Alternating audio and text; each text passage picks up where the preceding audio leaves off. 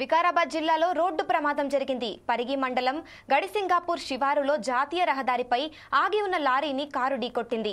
ఈ ఘటనలో కారులో ప్రయాణిస్తున్న వారిలో ఒకరు మృతి చెందగా మరో మహిళకు తీవ్ర గాయాలయ్యాయి. హుటాహుటిన ఆమెను స్థానికులు పోలీసుల సహాయంతో స్థానిక ఆసుపత్రికి తరలించారు.